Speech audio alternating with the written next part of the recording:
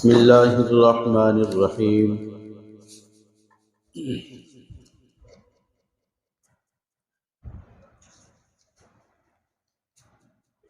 لا اقسم بهذا البلد وانت حل بهذا البلد ووالد وما ولد لقد خلقنا الانسان في كبد أيحسب أن لن يقدر عليه أحد يقول أهلكت مالا لبدا۔ یہ سورہ بلد ہے، مکۃ المکرمہ میں نازل ہجرت سے پہلے۔ شروع کرتا ہوں اللہ کے نام سے جو رحمان اور رحیم ہے۔ میں قسم کھاتا ہوں اس شہر کی اور آپ اس شہر میں وارد ہونے والے ہو، اترنے والے ہو، اور قسم ہے اولاد کی اور والد کی۔ ہم نے انسان کو پریشانیوں میں پیدا کیا ہے۔ کیا انسان یہ سمجھتا ہے کہ اس پر کوئی قادر نہیں، اور یہ کہتا ہے کہ میں بہت سارا مال خرچ کر لوں گا؟ یہ سورہ بلد کی ابتدائی 5 آیات ہے۔ آپ کے سامنے اس کی تفسیر گزشتہ آ چکی ہے کہ اللہ تعالیٰ اس سورت میں ان لوگوں کی تردید اور ان لوگوں کی تنقید کر رہے ہیں جو یہ کہتے تھے مکۃ المکرمہ میں کہ ہمارے پاس اتنا زیادہ مال ہے کہ ہم کوئی بھی باغ اور کوئی بھی زمین خرید سکتے۔ جنت کی کیا بات کر رہے آپ؟ اور وہ یہ کہتے تھے ہمارے پاس ایسی طاقت ہے کہ ہم اس طاقت کے ذریعے سے جہنم کے فرشتوں کا بھی مقابلہ کر سکتے۔ کافروں کی یہ بول تھی۔ اللہ نے ان کے اس بولوں کا جواب دیا اور یہ فرمایا اَيَحْسَبُ أَن لَّن يَقْدِرَ عَلَيْهِ أَحَدٌ۔ کیا وہ خیال کرتا ہے یہ کہنے والا کہ اس پر کسی کو قدرت نہیں؟ ایسا نہیں۔ اس بندے پر خالق کو قدرت ہے۔ اللہ تعالیٰ اپنی قدرت کو سمجھا رہے آگے، اس سے پہلے اس کا بول نقل کر رہے۔ یقول اہلکت مالا لبدا، وہ یہ کہتا ہے کہ میں بہت سارا مال خرید کر اپنی جان کو چھڑا لوں۔ تو تیرا مال اور تیری طاقت کچھ نہیں۔ سن اللہ کیا کہہ رہا۔ اَيَحْسَبُ أَن لَّمْ يَرَهُ أَحَدٌ، جب اس نے یہ بات کہا کیا وہ سمجھ رہا تھا اسے کوئی نہیں دیکھ رہا؟ نہیں، اللہ دیکھ رہا تھا۔ اللہ اس کے بول کو سن رہا تھا۔ وہ اللہ دیکھ رہا تھا جو کہہ رہا أَلَمْ نَجْعَلْ لَهُ عَيْنَيْنِ، ہم نے اس کو آنکھیں نہیں دی، وَلِسَانًا وَشَفَتَيْنِ، لسان اور زبان عطا کی اور ہونٹ عطا کیے۔ 3 نعمتیں اللہ نے گنائی انسان کے لیے۔ پہلی آنکھ، یہ عطا کی بڑی نعمت ہے آنکھ۔ اس لیے نبی اکرم صلی اللہ علیہ وسلم کے ایک حدیث کا خلاصہ ہے کہ آپ نے فرمایا اپنے رب کا ارشاد کہ میں کسی کی محبوب ترین چیزیں لے لوں، یعنی آنکھ، اور وہ اس پر صبر کرے تو اس کا بدلہ جنت ہے۔ یہ اتنی بڑی نعمت ہے۔ مستدرک حاکم میں ایک روایت ہے، نبی اکرم صلی اللہ علیہ وسلم نے فرمایا کہ جبرائیل علیہ السلام میرے پاس آئے، پچھلی امتوں کا ایک واقعہ سنایا عابد کا کہ اس نے اللہ کی عبادت کی 500 سال تک ایک جزیرے میں اللہ سے دعا کیا تھا، اللہ تعالیٰ میں یکسو ہو جاؤں عبادت کرنے کے لیے، میرے لیے کھانے کا پینے کا انتظام کر دو۔ اللہ نے اس جزیرے پر چشمہ اس کے لیے انتظام کر دیا۔ اس کے لیے ایک انار کا درخت اگا دیا، وہ انار کھاتا اور چشمے کے پانی سے پیاس کی سیرابی کرتا۔ اس طرح 500 سال اس نے عبادت کیا، اور جب موت کا وقت آیا اس نے اللہ سے درخواست کی، یا اللہ میری روح سجدے کی حالت میں قبض کرنا تاکہ میں قیامت تک سجدے میں رہوں۔ یہ آتا ہے، بعض علماء کہتے ہیں جس کی موت جس عمل میں آتی ہے اس عمل کے کرنے کی اس کو اجازت قیامت تک مل جاتی ہے۔ کسی کی موت قرآن پڑھتے پڑھتے آ گئی، اللہ کی طرف سے قیامت تک قرآن پڑھنے کی اجازت۔ کسی کی موت ذکر کرتے کرتے آ گئی، قیامت تک اللہ کی طرف سے ذکر کی اجازت۔ سمجھے؟ اللہ نے اس کی ایسی روح قبض کی۔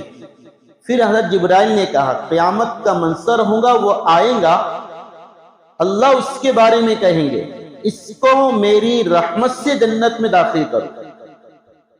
اس سے بڑا تعجب ہوگا، 500 سال عبادت کیا، سجدے میں میری موت آئی، پھر بھی اللہ کی رحمت سے جنت میں داخلے کی اجازت ہو رہی، تو کیا میرے عمل کی کوئی مانیتا نہیں؟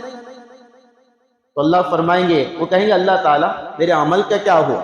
کہ عمل کی بات کرتا ہے، کہا کہ ٹھیک ہے، اس کے 500 سال کے اعمال کو ایک ترازو میں رکھو اور آنکھ کی نعمت کو دوسرے ترازو میں رکھو۔ ایک آنکھ دیکھیں گے کس کا وزن زیادہ ہوتا ہے، تو اس طرح کیا جائے گا۔ حدیث میں آتا ہے آنکھ کی نعمت کا وزن بڑھ جائے گا، ایک آنکھ کی نعمت کا وزن بڑھ جائے گا۔ اللہ کہیں گے جاؤ، ایک نعمت کا بھی تم اپنی عبادت کے ذریعے حق ادا نہیں کر سکتے، جاؤ جہنم میں چلے جاؤ۔ اس سے فرشتے لے جائیں گے، وہ چلا کر کہیں گا یا اللہ نہیں، تیری رحمت سے ڈال دیا، میں اپنے عمل سے جنت میں نہیں داخل ہو سکتا۔ تو یہ آنکھ کی نعمت ہے، سمجھے؟ جس کو اللہ نے ایک بہترین انداز میں پیدا کیا، اس میں نازک ترین عضو آنکھ ہے، اس کی حفاظت کا انتظام اس طرح کیا، اس میں شریانیں رکھی اور اس پر پلکیں رکھی جو اس کے لیے سیفٹی کا کام کرتی ہے۔ غیر اختیاری طور پر کوئی چیز آئے تو خود بخود بند ہو جاتی ہے۔ آئی بات سمجھ میں؟ ہاں، ایک بیماری ایسی نکلی ہے جس میں آنکھ کی پلکیں جھپکنا بند ہو جاتی ہے، آنکھ کی پلکیں جھپکنا بند ہو جاتی ہے۔ تو سائنسداں کہتے ہیں وہ بیماری ایسی شدید ہے کہ اس کے ہونے کے بعد آنکھوں کی حفاظت انتہائی دشوار اور مشکل ہو جاتی ہے، سمجھے؟ پھر اللہ نے اس آنکھ پر بال لگائے حفاظت کے، دھول وغیرہ نہ جائے۔ پھر اللہ نے اوپر کے بھووں کے بال لگائے، علماء کہتے یہ بھی آنکھ کی حفاظت کے لیے ہے۔ اور پھر اس کو ایسی جگہ فٹ کیا، اوپر پیشانی کی ہڈی اور نیچے چہرے کی ہڈی، اس سے اندر رکھا تاکہ وہ کیا رہے؟ محفوظ رہے، سمجھے؟ تو یہ نعمت اللہ نے اس ہر انسان کو دی۔ اللہ اس کو کہہ رہے جو یہ کہہ رہا تھا کہ میں مال خرچ کر لوں گا، تیرا مال جو ہے نا ایک آنکھ کی برابری بھی نہیں کر سکتا، ایسی نعمت ہے آنکھ۔ دوسری نعمت اللہ فرما رہے وَلِسَانَ، زبان کی، زبان عجیب زبان کی صلاحیت ہے، مشین سے زیادہ تیز ہے، سینسر سے زیادہ سینسیٹیو ہے، بات دل میں آتی ہے، زبان کیچ کرتا ہے، اور زبان بات دل میں آتی ہے، دماغ کیچ کرتا ہے اور زبان اس کو ادا کرتی ہے۔ کبھی ایسا ہوتا آپ کے ذہن میں ایک مضمون آیا جس سے آپ مجھے بلانا چاہتے، مفتی صاحب ادھر آؤ، سمجھے؟ تو جو دماغ میں آتا وہی سگنل زبان کو وہ دماغ دیتا ہے کہ مفتی صاحب ادھر آؤ۔ آئی بات سمجھ میں؟ کبھی کچھ الٹا پھلٹا نکلتا نہیں۔ ہاں، اگر کوئی رگ اگر الگ ہو گئی، پیرالیس کا اٹیک آ گیا تو زبان پلٹی ہو جاتی، نہیں نکلتا ہے۔ تو یہ زبان کی نعمت ہے۔ سائنسداں کہتے 8000 خلیے ہیں اس پر، 8000 خلیے، زبان پر 8000 خلیے ہیں باریک باریک سوراخ، اس میں تیز کو سمجھنے کی صلاحیت، میٹھے کو سمجھنے کی صلاحیت، کڑوے کو، خوشگوار کو، کھٹے کو، ان تمام ذائقوں کو چکھنے کی صلاحیت زبان میں۔ جس کی زبان کٹ گئی اس کے سارے ذائقے ختم، سارے ذائقے ختم۔ اسی زبان کو اللہ نے محفوظ جگہ میں رکھا، پہلے ہونٹ دیے، پھر دانتوں کا اس میں وال کمپاؤنڈ رکھا، اور پھر اندر زبان کو رکھا حفاظت کے لیے۔ زبان کی حفاظت ایک تو جسمانی اعتبار سے اور دوسری اقوال کے اعتبار سے، کہ اللہ کے نبی نے فرمایا اس کی وجہ سے کوئی آدمی ایسا کلمہ کہتا ہے کہ جنت میں چلے جاتا ہے، اور کبھی ایسا کہتا ہے کہ جہنم میں چلے جاتا ہے۔ تو یہ زبان کی نعمت ہے جو اللہ نے عطا کی۔ وشفتین، اور ہونٹ اللہ نے دیے۔ کسی کے ہونٹ کاٹ دو کیسا نظر آئے گا؟ 32 نظر آئیں گے، انسان بھدا اور برا نظر آئے گا۔ خوشنما اور خوبصورتی کا سبب ہے ہونٹ جو اللہ تعالیٰ نے بندے کو عطا کی۔ 3 چیزیں خاص طور سے آنکھ، زبان اور ہونٹ، ان کا تذکرہ کر کے اللہ فرما رہے وَهَدَيْنَاهُ النَّجْدَيْنِ، ہم نے اسے دونوں راستے بتا دیے، اچھا بھی برا بھی، اچھا بھی اور برا بھی، دونوں راستے آپ کو بتلا دیے گئے۔ اب آپ کی ذمہ داری ہے، آپ جس پر چاہے اس پر چلو، اچھا راستہ بھی ہے برا راستہ بھی ہے، ہر ایک کو اللہ نے اس سے واقف کرا دیا، خبردار کرا دیا۔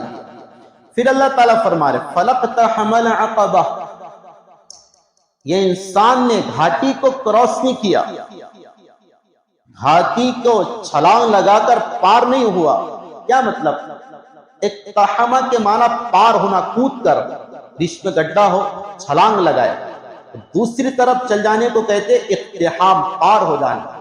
عقبہ گھاٹی کو کہتے، گھاٹی، گھاٹی کس کو کہتے؟ 2 پہاڑ ہو درمیان میں جو راستہ ہوتا ہے اس کو گھاٹی کہتے۔ وہ گھاٹی جو ہے نا انسان کے لیے نجات کا سبب بنتی ہے دشمنوں کے حملے سے۔ ایک دشمن حملہ کرنا چاہ رہا، پہاڑ پر تو نہیں چڑھ سکتا نا، وہ گھاٹی سے نکل کر باہر آ جاتا ہے۔ تو جیسے گھاٹی نجات کا سبب ہے، اسی طرح نیک اعمال جہنم سے نجات کا سبب ہے۔ نیک اعمال جہنم سے نجات کا سبب ہے۔ اللہ نے عجیب مثال دی ہے، اہل عرب اس کا بڑا تجربہ رکھتے تھے، گھاٹیاں کون گھاٹی کہاں سے ہے، کب کس کو کراس کرتے، پار کرتے۔ اللہ نے انہی کے فہم کے مطابق مثال دی کہ گھاٹی کو تم نے پار نہیں کیا، یعنی انسان نے گھاٹی کو پار نہیں کیا، یعنی نیک عمل نہیں کیا، جس سے بڑا ناشکرہ شمار ہوا۔ وما ادراک ما العقبہ، گھاٹی کیا ہے، نیک عمل کیا ہے؟ فک رقبۃ، غلام آزاد کرو، غلام آزاد کرنا، جس کی فضیلت یہ ہے جو غلام آزاد کرتا ہے اس کا سارا بدن جہنم سے آزاد ہو جاتا ہے، حتیٰ کہ اس کے ناخن بھی جہنم سے آزاد ہو جاتے ہیں غلام کے آزادی پر۔ دوسرا او اطعام فی یوم ذی مسغبہ، کھانا کھلانا، یہ بھی گھاٹی ہے، یعنی نیک عمل ہے، کھانا کھلانا۔ کس کو کھانا کھلانا؟ یتیما ذا مقربہ، ایسے یتیم کو جو رشتہ دار ہے، قریبی ہے۔ او مسکینا ذا متربہ، یا ایسے فقیر کو جو مٹی والا ہے، یعنی بالکل محتاج ہے، اس کو کھانا کھلانا۔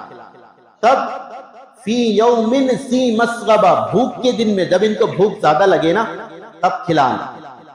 اس لیے نبی علیہ السلام کے پاس ایک صحابی آئے، دل کے سختی کی شکایت کی کہ میرا دل سخت ہو گیا، علاج بتا۔ تو ہمارے نبی نے عجیب علاج تجویز کیا، کہا کہ 2 کام کیا تھا، یتیم کے سر پہ ہاتھ پھیرا کر اور بھوکوں کو کھانا کھلایا۔ سمجھے؟ اس لیے نبی علیہ السلام نے فرمایا جو کسی بھوکے کو کھانا کھلائے، پیاسے کو پانی پلائے، ننگے کو کپڑا پہنائے، اس کے عوض میں اللہ تعالی جنت کا کھانا کھلائیں گے، جنت کا پانی پلائیں گے اور جنت کا لباس پہنائیں گے۔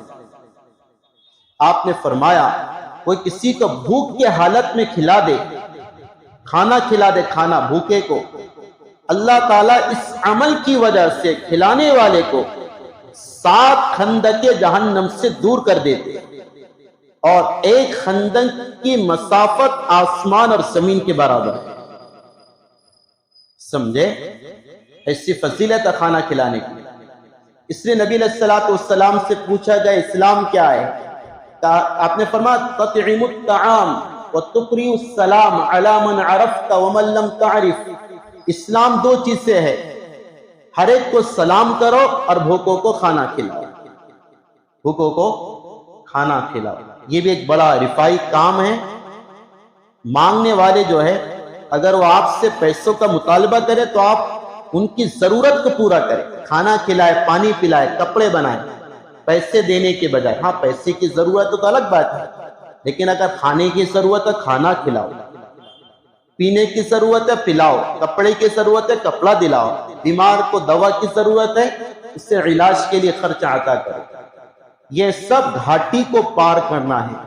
جیسے گھاٹی کو پار کر کے انسان نجات پاتا ہے، اسی طرح ان اعمال کو کر کے جہنم کے گھاٹی سے نجات پا لیتا ہے۔ یہ ایسے اعمال ہے۔ تو یتیم کو کھلانا، یتیم کی فضیلت اس سے پہلے آئی تھی تفسیر میں، اللہ کے نبی نے فرمایا سب سے بہتر گھروں میں وہ ہے جس میں یتیم ہو اور اس کے ساتھ اچھا سلوک کیا جاتا۔ اور آپ نے فرمایا جس گھر میں یتیم ہو اور دسترخوان پر اس سے شریک کیا جائے، اللہ تعالیٰ اس یتیم کی برکت سے اس کھانے والوں سے حساب نہیں لیں گا۔ یہ یتیم کی فضیلت ہے۔ نبی علیہ السلام نے فرمایا میں اور یتیم کی کفالت کرنے والا جنت میں اس طرح ہوں گے، یعنی اتنے قریب ہوں گے۔ اس طرح آپ نے 2 انگلیوں سے اشارہ کر کے صحابہ کو بتلایا ہے۔ نبی علیہ السلام نے فرمایا کوئی کسی یتیم بچہ ہو یا بچی، یعنی بالغ نہ ہوا، اس کے سر پر شفقت سے ہاتھ پھیرے، محبت سے ہاتھ پھیرے، جتنے بالوں پر ہاتھ رکھا گیا اللہ تعالیٰ اتنی بالوں کی مقدار اس سے نیکیاں عطا فرمائے۔ عجیب بات ہے، سر پہ ہاتھ رکھنے سے نیکیاں ملتی، اس کی پرورش اور کفالت کرنے سے کیا اللہ نیکی عطا فرمائے۔ تو یہ سب رفائی کام ہے، یہ سب مخلوق کی ضروریات ہے، اس میں استعمال ہونا نجات کا سبب ہے۔ پھر اللہ کہہ رہے ثم کان من الذین آمنوا وتواصوا بالصبر وتواصوا بالمرحمہ، پھر ایمان والوں میں سے وہ لوگ جنہوں نے ایمان لائے، لوگوں میں سے وہ جنہوں نے ایمان لائے اور صبر کی وصیت کی، برداشت کیا، اور وتواصوا بالمرحمہ، اور مخلوق کے ساتھ رحم کا معاملہ کیا، نرمی اور آسانی کا معاملہ کیا، اولئک اصحاب المیمنہ، یہ دہنی جانب والے ہیں، یعنی جنت والے۔ 2 عمل بتائے ایمان والوں کے، ایک تو صبر اور دوسرا رحم۔ ان 2 کی وجہ سے اصحاب یمین میں، اہل جنت میں اللہ شمار فرماتے ہیں۔ پھر آگے اللہ کہہ رہے والذین کفروا بآیاتنا ھم اصحاب المشأمہ، جنہوں نے ہماری نشانیاں دیکھنے کے بعد انکار کیا۔ یہ جو نشانیاں بتائی آپ کو، آنکھ کی، زبان کی، ہونٹوں کی، یہ نشانیاں ایسی ہے جس کا ادراک کوئی بھی کر لیتا ہے، کوئی بھی سمجھ لیتا ہے، آپ بھی سمجھ رہے، کامن سینس کی بات ہے۔ یہ کیسی نشانیاں ہیں؟ یہ نشانیاں اللہ ہی بنا سکتے، یہ نشانیاں اللہ ہی پیدا کر سکتے ہیں۔ یہ نشانیاں کی قوت اور اس میں دیکھنے کی صلاحیت، چکھنے کی صلاحیت اور بولنے کی صلاحیت اللہ ہی عطا کرتے ہیں۔ یہ نشانیاں دیکھنے کے بعد پھر بھی انکار کرے، اللہ کو نہ مانے، اولئک اصحاب المشأمہ، وہ دہنی الٹی طرف والے ہیں، بائیں طرف والے ہیں، جن کا انجام کیا ہے؟ علیہم نار مؤصدہ، جن کو ایسی آگ میں ڈال دیا جائے گا جس کو اوپر سے بند کر دیا جائے گا، جہنم میں ڈال دیا جائے گا، جو شدید تریق آگ ہے، کالی آگ ہے، جس میں سوئی کے برابر دنیا میں کھول دی جائے تو دنیا جل کر راکھ ہو جائے، اس میں ڈال دیا جائے گا اور اوپر سے ڈھکن بند، اندازہ کرو بھاپ جو کوکر کو بند کرتے ہیں، اگر اس کی سیٹی کو کھولا نہ جائے تو بم بن جائے. ارے کوکر کیا بن جائے؟ بم بن جائے اگر اس کی سیٹی کو اوپن نہ کیا جائے. یہاں تو سیٹی کھول کر بھاپ نکال لیتے. جہنم بند ہو گئی پھر کوئی سیٹی نہیں کھولے گا. آگ بھی اندر، انگارے بھی اندر اور بھاپ بھی اندر ہوگی. اس میں ان لوگوں کا کیا انجام ہوگا جنہوں نے اللہ کا انکار کیا. اللہ تعالیٰ سے دعا ہے اللہ تعالیٰ ہمیں اپنی نشانیوں پر یقین کرنے کی توفیق عطا فرمائے، نعمتوں کے شکریہ کی توفیق عطا فرمائے اور قرآن کے احکام پر چلنے کی توفیق عطا فرمائے. وما علینا الا البلاغ المبین. آپ سے درخواست ہے کہ تعاون کا جو اعلان ہوا اس میں